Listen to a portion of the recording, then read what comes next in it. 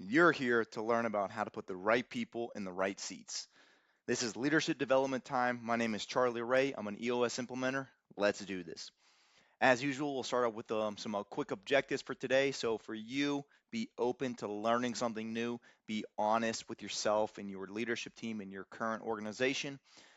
Main objectives is for you to be able to be developed as a leader, to be empowered, and then ultimately to be transformed. And so, developing first the skills, the knowledge of the what, why, and the how, then to be empowered, which leads to the transformation of you, your leadership team, ultimately the organization. That's the main objectives today on this topic.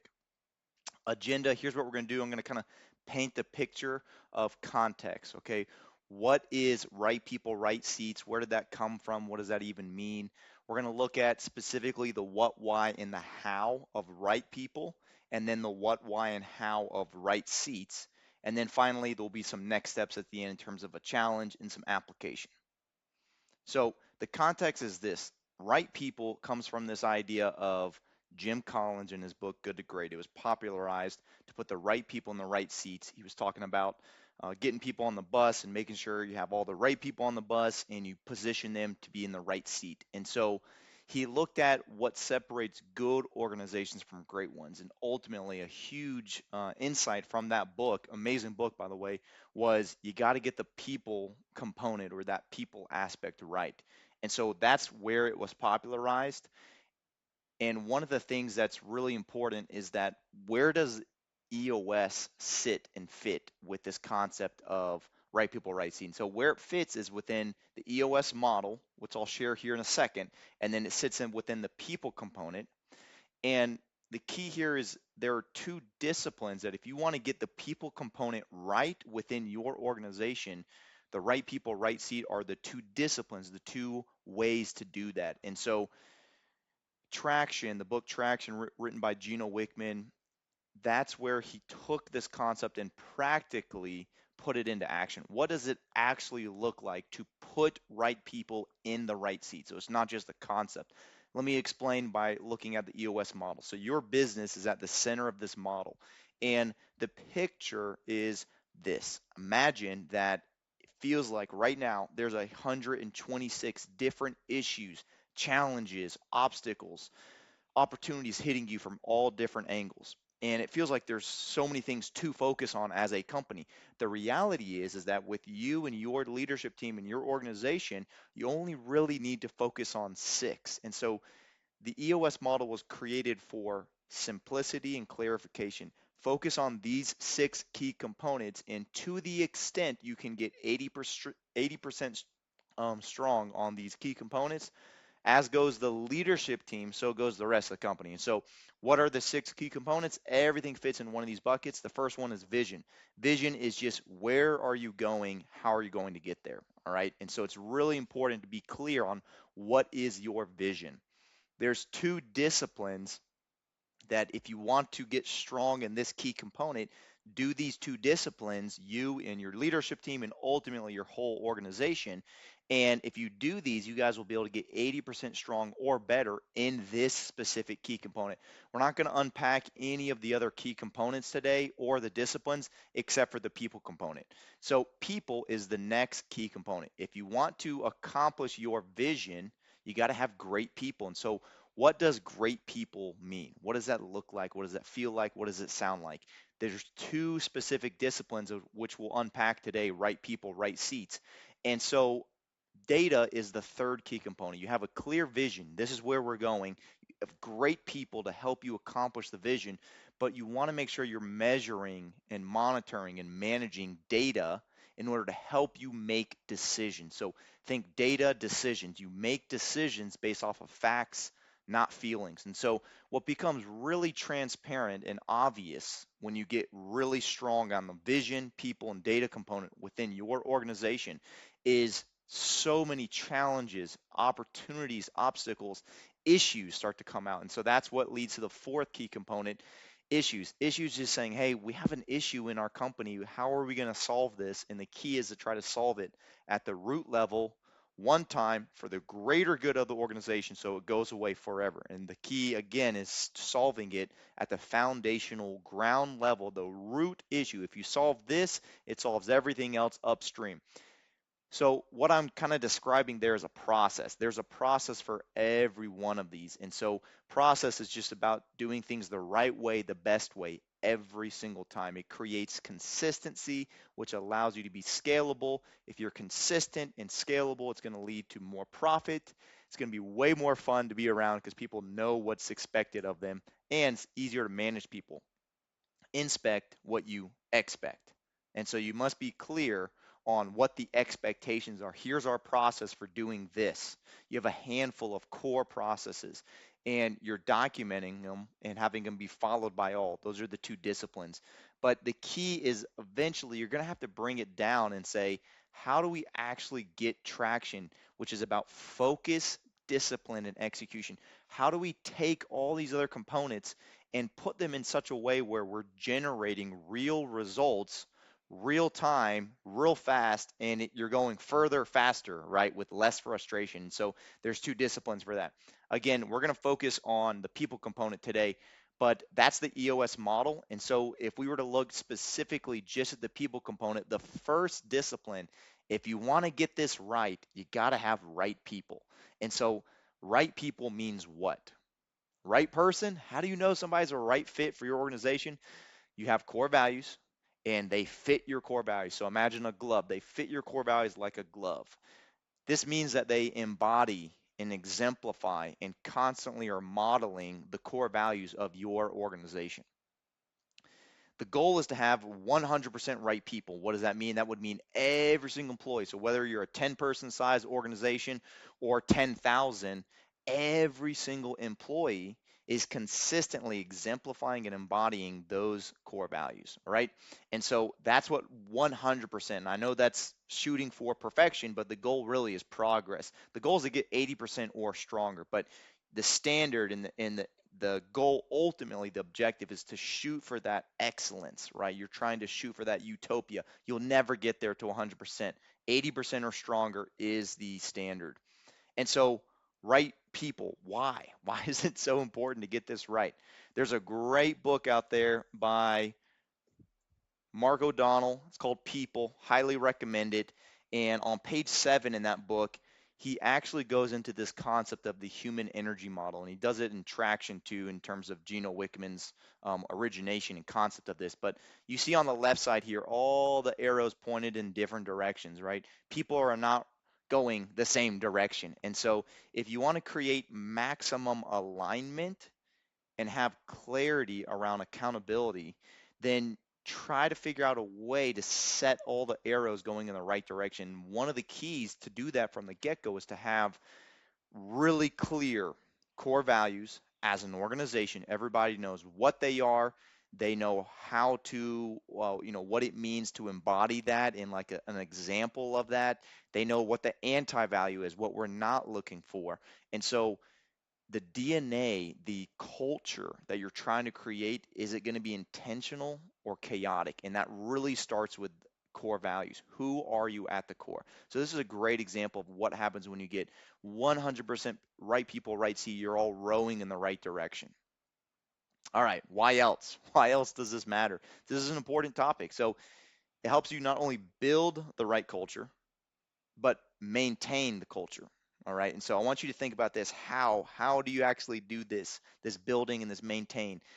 Attracting and repelling. When you have the right people in the right seat, you're trying to consistently use your core values to say, hey, we're going to attract great people for our organization and repel the wrong people. And so hiring, are you using your core values within your hiring process? And so right from the get-go, as there's an onboarding process, you're giving them a core value speech. This is who we are. You're over communicating. We are very passionate about these 3 to 7 core values, and this is what it means. So don't come work here if you don't love, if you don't just absolutely embody and exemplify these core values. And then there's the firing process. So maybe somebody doesn't understand that they're not a good fit. Well, then this may not be the company for you or the organization. There might be a better one for you. And so you're repelling wrong people and attracting the right people. Reviewing. So sometimes you're going to want to sit down with each employee and say that, guess what they want to know? How am I doing? How am I doing? And so you can review with them, hey, I'd like you to actually analyze yourself with the core values here. How do you think you're doing? And then you could also give feedback. And so you're generating feedback and then giving it. Not only are you reviewing how they're doing, you're recognizing them. People love recognition. And when you do it, you're recognizing and ultimately rewarding them in public, publicly praise. When you have to criticize or generate some feedback and really have that hard conversation privately criticize, publicly try to praise. So those are some quick nuggets on how to build and maintain the culture using core values. And so again, it all comes back to this concept of right people. Now, let's get really tactical and practical here. How do you actually go about creating the core values for your organization? Trick question, you don't. What? Yeah, you discover them. Here's how. There's an exercise called Keep, Kill, Combine. And if you want to actually see a detailed version of this, go ahead and check out the book Traction, Chapter 3. Check out the book People, which I mentioned earlier, Chapter 4. And there's another book, if you don't like details and you like more story, the book Get a Grip, in chapter 3, he tells Mike Payton and Gino Wickman come together and they tell a story of the book Traction, what it actually looks like. So it's a business fable. If you're a fan of Patrick Lencioni, his business fables, it's kind of in that line. So incredible 3 books right there. They all go into deep, in-depth detail on how to do this exercise, but I'm just going to give you a quick overview. So I want you to imagine you and your leadership team are sitting in a room, and ideally, you're using somebody like me, an EOS implementer. You have somebody who's a teacher, a facilitator, a coach, an outside resource to help you really get clear on how to objectively come into what are our core values for our company, right? You're discovering them. And so if you're using outside facilitator, which I highly recommend, definitely you're going to get more out of this exercise. It's kind of hard to do it when you're having to facilitate and also participate. It's just difficult to do both, right? You're inside the bottle, right? You're the ship inside the bottle. You can't step back and see that 10,000 foot view and actually read the label on the outside of the bottle. So anyways, you and your leadership team are sitting down, you have a giant whiteboard in front of you, and you guys are trying to identify who are our key employees, the best employees that we've ever had, past or present, and try not to pick people in the leadership on the leadership team within the room. So just identify. Everybody take 5 quiet minutes. Just identify who are our top 3 or 5, 3 to 5 best employees. Okay, who are they? Once you have a list, then list them out on the left side of the whiteboard. On the right side, take another 5 minutes and everybody, again, describe, why did we pick them? Why did you pick them? And each person describe their attributes, their character, what are the behaviors they're consistently demonstrating. And so you're identifying who great employees are, who are all stars. If you had 100 of them, you could clone them and take over your entire industry, right? Describe what makes them great, and then put that list on the whiteboard. You'll have probably 20 to 30, sometimes even 40 or 50 different core values, potential core values, right? These behaviors, these set of guiding principles. The step 3 is to narrow down using keep, kill, combine. So are there certain ones we feel as a leadership team, it's not you in a silo, as a leadership team, we feel very passionate about these core values. And so you start to narrow it down. Maybe you want to kill it. How did it end up there? Or maybe you want to combine a couple of them. Eventually, you'll probably get your list down to maybe 15 or 20. And from there, you can use a filter. And so there's a couple ways to filter, but one of the first ways is actually to take Patrick Lencioni's article, Make Your Values Mean Something. And so in that, he talks about a core values trap. There are certain values that core values that they're aspirational. Come on, are you kidding me? They're not really y'all's core. They're just something you're aspiring to be. They don't really show you who you guys really are. Another thing is you want to think about, is this something that's permission to play? So let's take hard work, for example, or integrity. Um, everyone, every company, every organization, hopefully wants to work hard. It's needed. It's table stakes. You have to have that to work at any company, to work hard or to have integrity, to do the right thing. But ultimately, one caveat there, if you really feel like your organization really does do that better than anyone else, then you can actually keep that one. The third filter is really kind of taking it and saying, okay, um, this is accidental. It's an accidental core value. How did it make the list? And so if it accidentally made it, you just kill it, right? And so you're using keep, kill, combine, or using some of the core values trap to say, how do we narrow down and filter out the other ones? Another filter is to say, hey, let's go back to how we use core values. You can use core values for reviewing, recognizing, rewarding, hiring, and firing. Can we use these core values to review, recognize, reward, hire, and fire? And so what you're starting to do is narrow the list down, and eventually you'll get to 3 to 7. Less is more. So the goal is to get 3 to 7. Step 5 is just testing it. So you're using the people analyzer, which I'll show here in a second.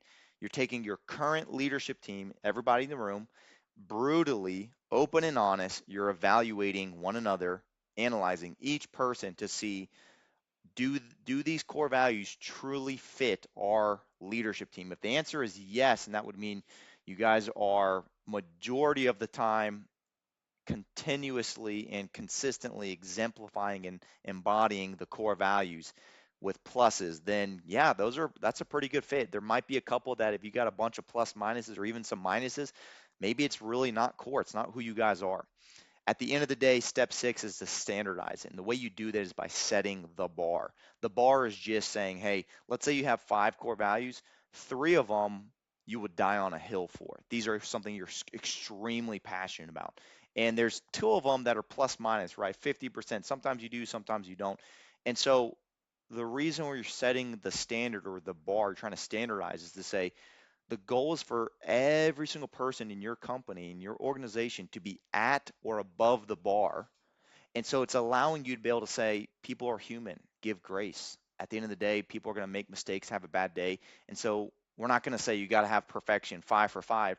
You got to have 3 pluses and 2 plus minuses. Big picture is however many core values you and your leadership team land on, the goal is to actually have a bar or the standard that is a little bit more pluses than plus minuses. So again, I just kind of gave you a quick overview. I'd go encourage you to go back and read those chapters in the books to understand a deep dive on this. And if you're using an EOS implementer, they will help you unpack it tremendously well. All right, let's wrap this up and then let's look at what right seats mean. So right people, what are your core values? Who are you? All right, that's exactly what we're talking about. What are your core values? Who are you? So on the VTO, there's 8 questions, and one of the first ones is who are you? And this again is your DNA. This is who you guys really are. The second aspect of this is the people analyzer. And so the people analyzer is just a tool to use and to establish right people in the right seat. And so the people analyzer has your core values at the top. You can list every single person on the left side. So I want you to imagine every single employee. And then the plus, plus, minus, and minus system is basically saying plus means 80% of the time, most of the time, this person exemplifies and embodies this core value. Plus minus means sometimes they do, sometimes they don't. Minus means most of the time, 80% of the time, they do not exemplify and embody this core value. So what you could do is analyze your people, but again, you're analyzing them using the bar, using the standard. So this is where you're trying to say, hey, to be a great fit for our company, you got to be at or above the bar. All right. And so that's really what it comes down to. That's right people. Now, how do you establish right seats? Right seats is the second discipline. So let's bring it back and look at some context. The context is this. What is an accountability chart? It's a way to structure your organization to ultimately get organizational clarity. And so, in the 4 obsessions of an extraordinary executive, Patrick Lencioni does a great job detailing out what organizational clarity looks like. But ultimately, think about these 2 words, alignment and accountability. You're trying to create maximum alignment, get all those arrows pointed in the right direction, and you're trying to increase accountability. People are accountable to a certain standard, or the 5 roles is what we talk about. And they were responsible in order to drive the functions of that organization, that specific seat. They were responsible to get it done. So when something's off track, when somebody's not doing their job, you have a clear structure. Say, okay, we know where the chain of command is in terms of who is responsible for what, and not only for tasks, processes, but also for people. Who reports to who? So that again, that idea of this chain of command. There are certain people underneath others, not meaning that they're better or worse, just means that they are driving accountability, and ultimately driving accountability means you're being really clear on what's the expectation, and you're helping make sure the people underneath you have the resources necessary to do their job well. And so another way to say it's an organizational chart on steroids.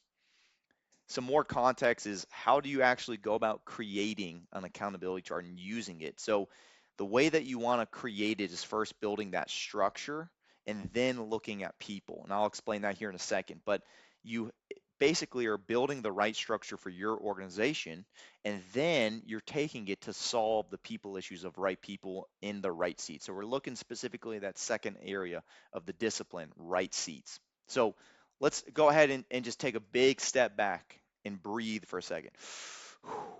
What are the three major functions all organizations, for profit, non for profit, doesn't matter what the organization is? You could be a solopreneur, you could have 1,000 people in your company. What are three major functions that all organizations have in common? They have a marketing and sales function. They go out in the marketplace, they create a demand on a good or a product or a service, and then they're ultimately selling it. They're marketing it and selling it. Once they do that, then there's operations. And so now they got to actually go and do the operations, do their service or whatever it is that they're selling, right? They actually have to deliver. And then you have the finance, which is the tracking of the inflow and the outflow of money. And so you could probably boil these down and separate them some, but ultimately, they're just trying to keep it super simple. These are three major functions. And so you got to be strong on all three. You can't be weak on one and strong in the other two. It doesn't work. For a company to be really strong, ultimately, this foundation must be very, very strong. The integrator is another foundational piece, another key function of an accountability chart when you're thinking about the structure of an organization. And the integrator is all about being disciplined. This function is about driving accountability. They are harmoniously holding and driving accountable the communication and effectiveness of execution between the three different functions. And so they're the drumbeat of the organization. Usually, this is a person who's extremely detail oriented. They're very thorough. They are very, very good at follow up and follow through. They have courage. They like leading and managing people in order to drive accountability. We call that LMA, leadership plus management drives accountability. But you also have a visionary, and the visionary is kind of a little bit opposite of the integrator. They're more about big picture. The integrator gets in the weeds and really drives people, holds them accountable and drives it. They're the communicator, they're the glue. The visionary is all about casting vision. They love big ideas, big relationships. They're all about mentoring and motivating and inspiring. And so they have thousands of ideas every day. But the integrator takes the one good idea that they have, because there's 1,000 each day, and they say, how are we going to execute on it? So the integrator and visionary, as you can see, they work together to ultimately drive the organization forward. And so you need to be strong in both in order to have a great foundation. This is just a basic overview of the accountability chart. So phase one, when you're building an accountability chart, is first to understand the basics. And then phase one really is to say, what are the right functions for our organization 12 months in the future? And so this is a difficult exercise because usually you're wanting to go to people first and then to create structure. So usually you look around, you say, okay, where do we put Bill? Where do we put Sue? Okay, John, where is he going to fit? And you're trying to build an accountability chart, an org chart on steroids. You're trying to build this structure based on who you currently have. Instead, a radically different approach is to start with Stephen Covey in 7 Habits of Highly Effective People. He says, begin with the end in mind. And so you're starting with, in 12 months in the future, everybody's fired right now. Okay. Every single person on the leadership team, you guys are all fired. In 12 months in the future, what would our organization need to look like? And so, what would be the major functions? No people. Structure first, people second. What's the right structure? The simplest and best structure. Do we need to separate marketing and sales? Do we need to call finance something else? You're not calling it by title, you know, VP of sales or director of finance. You're just trying to eliminate all that confusion. Say, what describe the function? And so when I say right seat, I'm talking about a function and the 5 roles. And that leads me to kind of the second area, which is phase two is 5 roles. So let's say you do establish these, we like these basic 5 functions. These are 5 functions, and we like how it's the visionary integrator. We like the names of it. So those are the function names, and those are the right seats, right? Those are the functions. Now, let's take each one of them and let's customize. What are the 5 most important things the finance function should be doing on a daily, weekly basis? And so we call those roles. They are things that this person ultimately is accountable for. It's almost like a high level job description. Same with your operations, okay? So you're not looking at people, you're not looking at John, putting John in there and saying, John, what do you do now currently? No, no, no. Stay future focused, stay in the future. 12 months in the future, what would be the 5 roles of the operations? What would be the 5 roles of the marketing and sales function? And so you're establishing clarity, trying to create extreme details, but simplicity around at a high level, right? What are the 5 most important roles that this function is accountable for? Everything goes back to the word accountability. You're creating a chart to drive accountability. So what is the visionary accountable for? What are this integrator function? What are the 5 things? And I'll give you a heads up. The first one automatically is LMA, leadership plus management drives accountability, if there are people underneath that function. And so that means that they are driving and leading and managing to drive accountability. So that's just a quick tip there. Ultimately, you're trying to customize it for your unique organization, and you're trying to build out all of the seats. So you want to go as low as you can within your organization. And so this may look even lower, but you're trying to build it out. And so when I say the seat, here's a seat. A seat is a function and the 5 roles. So to put the right people in the right seat, first you got to build the right structure. We're still not even looking at people. Remember, everybody's fired. Now, phase three is finally we can fill the seats. And so how do you put the right people in the right seats? Now you can say, okay, Bill, where do we put Bill? Where should we put Sue? Where should we put John? And now you're starting to fill the seats with potential people. And this is where it gets a little tricky, because you're wanting to use the concept of get it, want it, capacity to do it. So the people analyzer, the second part of the people analyzer is to say, let's go ahead and put Jim Bob in, and let's put him in the operations function. And let's say, does he get it? Does he absolutely understand these 5 roles? He's crystal clear. Does he want to be doing these 5 roles? The answer's got to be yes for both of those. Does he have capacity, the mental, spiritual, emotional, physical energy and capacity to do a great job at these 5 roles currently, not in the future, but if we were to put Jim Bob in this seat, does he currently have the GWC ability? Does he get it, want it, have capacity? If the answer is not a strong yes in all 3 of those currently, now you're going back to reality, walking away from today's exercise. Does he currently have it? If the answer is not yes, that's an issue that you can actually put on your issues list and figure out when and how to solve that issue. But somebody has to own it. Somebody has to be accountable.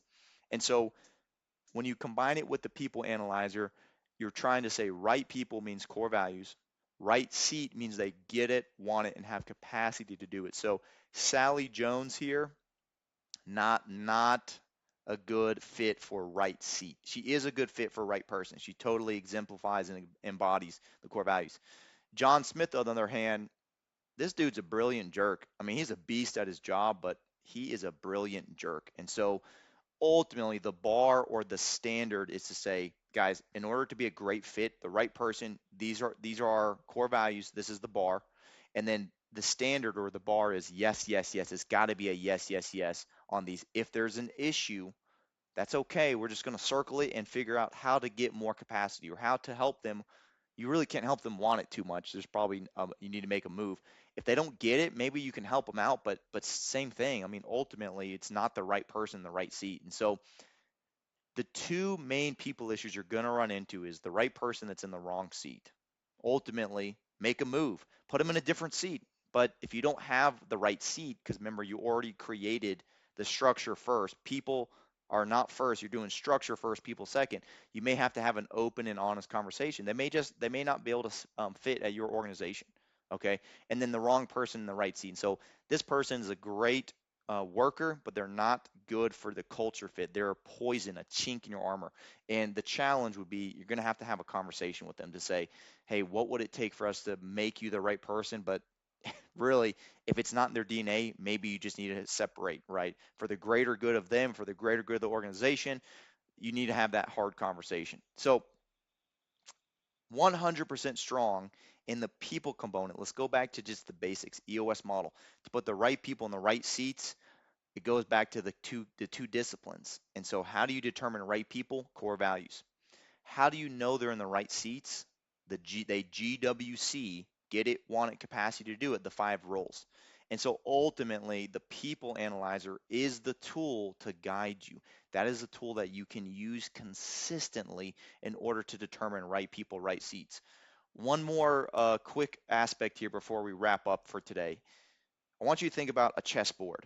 And if you put the chess pieces in the right place and you're positioning them, ultimately you're going to have a much more strategic advantage over your enemy, over your competition. And so the concept of people is about putting right people in the right seats. It's really about placement and positioning. Another analogy is to think about the game of tennis, or you could think about golf. But let's look specifically at tennis. And so I want you to imagine you're playing doubles, and so somebody hits the ball over the net, and you're in a great position to hit the ball back. But you actually you're in a good place, but your positioning of your body is wrong, or maybe you're not holding the racket the right way. And so when you hit the ball back, it goes way off in the wrong direction. Placement and positioning is really, really important in the game of tennis. And it's even more important within your organization. You want to place the people that are in the right people, they fit your core values, and you want to put them in the right position and place them so that they can have maximum impact on for the greater good of your organization. And so what's their God-given ability? They're just really, really good at this. They get it, they want it, they have capacity to do it. They're a really good fit for your organization. That's what right people in the right seat looks like. All right, let's wrap up. Key takeaways. Right people, core values. Right seat, they GWC the 5 roles. Discover your core values first and then align everything around those. Remember, alignment and accountability, that's what it's doing. Think structure first, then people. So when you're creating that accountability chart, you're thinking for the greater good of the company, what's the right decision, especially if you get stuck. It's really important to take that mindset. As much as you can simplify. So typically, we overcomplicate things. Just go back to the basics. What's the right and best structure, the simplest structure for our organization in the next 12 months, and start there. Structure first, people second. I can't overemphasize that. Review and evaluate and update your accountability chart at least every quarter, right? Take it and make sure you're using it. It's not becoming stale. The accountability chart is a way to help you streamline. It's all about simplifying your lines of communication throughout your entire organization. So you're trying to eliminate cross communication that's confusing. Everybody should know who to go to, who's responsible for what. When something is off track, so imagine everybody has a scorecard, they're measuring stuff. When things aren't on track, all heads turn to that one leader who is accountable. They are ultimately the one that is driving the accountability of that function. And so everybody knows who does what and who reports to who. Now, this doesn't mean that people you can't recruit others and delegate and elevate and develop others to help you. They could be responsible, to be able to do the work, but you are the one that's accountable to get the results. You can use other people. The accountability chart creates great freedom for the members of the leadership because they begin to see where, how, and who to delegate and elevate to. So it goes back to this idea of saying, now that we know the placement and positioning of every person or organization, we can start to develop them and empower them and ultimately transform the whole organization based on skill sets of what's needed, right, to be successful. And so to take your company to the next level, your organization, find ways to develop leaders of leaders, really, really important. Developing leaders of leaders. Leaders of leaders replicate. It creates that multiplication effect, not just 1 plus 1, but you're doing synergistic. 1 plus 1 could equal 10 or 20 because you're developing and empowering them, again, creating this transformational culture. And so if you're in multiple seats, you're the bottleneck. The key is only one person can be in each seat. If multiple people are accountable, no one's accountable. And so one person only one person can be in each seat. You can be in multiple seats. So the visionary sometimes is also then the marketing and sales seat. But I want you to think about it for the greater good of the company. Is that really the best and simplest structure where the visionary is now having 50% of their time split from the visionary work to the marketing and sales work? They're probably the bottleneck. What if the visionary could clone themselves? And the way you do that is by developing, empowering, and transforming those leaders of leaders underneath you to basically take that sales and marketing seat away from them. Now you have somebody that is actually has more capacity to do it, to do a great job for the greater good. And the visionary can stay in the visionary seat for the greater good of the company. Wouldn't that be awesome? And so having a complete accountability chart, it should eliminate things in terms of silos. You're trying to increase organizational clarity and protect that healthy culture.